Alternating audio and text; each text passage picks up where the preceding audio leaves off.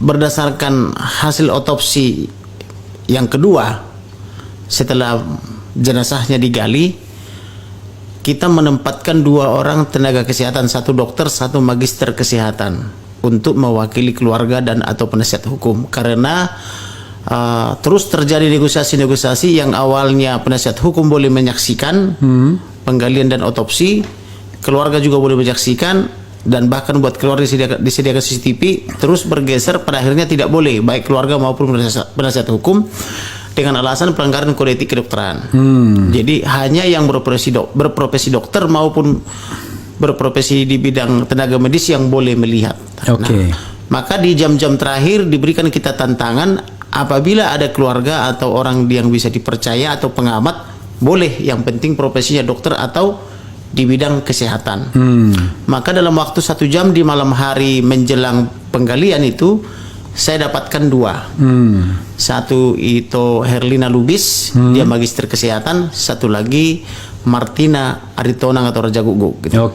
Nah, mereka kita kasih surat tugas, dan mereka lah berdua yang mewakili kita masuk ke ruang OK atau ruang operasi. Surat tugasnya dari lawyer ya? Dari lawyer, karena kepentingannya untuk kita. Tetapi bekerjanya bersama dengan dokter-dokter forensik, baik dari RSCM maupun dari RSPAD, dari Universitas Andalas, dari Universitas Pali maupun dari tempat lainnya. Nah, sehingga apa jadi yang mereka involved ya, tidak hanya sekedar observer. Jadi apa yang mereka catat itu sudah hasil kerjasama dengan dokter-dokter forensik itu. Misalnya dibuka kepala gitu ya, kepalanya pertama tidak ditemukan otaknya. Yang ditemukan adalah ada semacam retak 6 di dalam kepala itu. Kemudian diraba-raba kepalanya itu, ternyata di bagian belakang ada benjolan sedikit, bekas lem. Nah, lemnya dibuka, ternyata ada lubang. Nah, lubangnya disonde itu maksudnya ditusuk pakai seperti sumpit itu ya, ada alatnya, disonde ke arah mata mentok, tapi disonde ke arah hidung, ternyata tembus, yaitu adanya jahitan yang sebelumnya dipoto ketika berulang kali saya berikan kepada media, itu bekas lubang peluru yang ditembak dari belakang kepala. Dengan posisi agak tegak lurus gitu ya.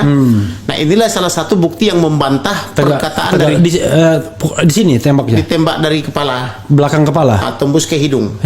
Nah, ditembak dari belakang tembus ke hidung, inilah salah satu bukti yang membantah penjelasan Karopenmas bahwa tembak menembak dari atas ke bawah. Nah, kalau tembak menembak itu kan saling berhadapan. Bang, kesimpulan bahwa itu ditembak dari belakang itu dokter yang menyatakan. Dokter yang menyatakan. Jadi dokter forensik bersama-sama dengan dokter yang mewakili kita.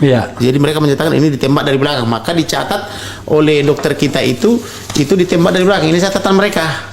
Catatan mereka di dalam ruang OK atau ruang operasi itu. Nah, kemudian setelah catatan-catatan ini selesai, malamnya itu langsung segera saya perintahkan buatkan dalam berita acara dan tuangkan dalam akte notaris. Jadi sudah dalam akte notaris ini. Untuk sebagai alat bukti. Jadi sudah notaril. Sekiranya ada apa-apa dengan saksi atau dokter-dokter ini yang dari pihak kita, ini sudah akte notaris. Per hasil kerja mereka itu. Karena ini kan harus kita antisipasi sangat luar biasa kan gitu. Nah, kemudian itulah tembakan pertama. Tapi ini sebuah pengakuan dari dokter yang mewakili keluarga atau penasihat hukum. Tapi konfirmasi dengan dokter yang bersama-sama mereka di dalam. Jadi mereka bukan kesimpulan sendiri ya. Mereka bersama-sama dengan dokter yang di dalam itu. Jadi apa yang mereka sepakati di dalam situ itu dicatat. Termasuk ukurannya, termasuk kedalaman lubangnya, semua itu mereka catat dan mereka ukur. Dan dicatat oleh dokter yang mewakili kita maupun tenaga medis yang magister kesehatan itu. Jadi bukan karang-karangan daripada wakil kita itu, tapi kesepakatan mereka di ruang operasi kan begitu. Nah, setelah dibongkar lemnya itu, lem yang di belakang itu ternyata ada lubangnya itu disonde itu ditusuk, itu tembus ke hidung. Jadi artinya tembakan itu tegak lurus dari belakang ke hidung. Makanya hidungnya itu waktu itu ada jahitan 2 yang selama ini saya persoalkan kan gitu. Jadi pelurunya keluar dari hidung, tembus. Dari hidung. Tembus. Menurut dokter itu ya. Menurut dokter itu menurut saya gitu. Tembus keluar dari hidung. Nah, ini yang membantah bahwa dibilang tembak menembak dari atas. Kalau dari atas harusnya masuk dari hidung tembus ke belakang kan gitu. Dan harusnya tidak datar. Harusnya kan miring kalau dari atas kan begini. Karena kalau menurut cerita kan Baradae-nya di atas. Sedangkan si almarhum di bawah. Maka harusnya miring. Sudutnya itu bukan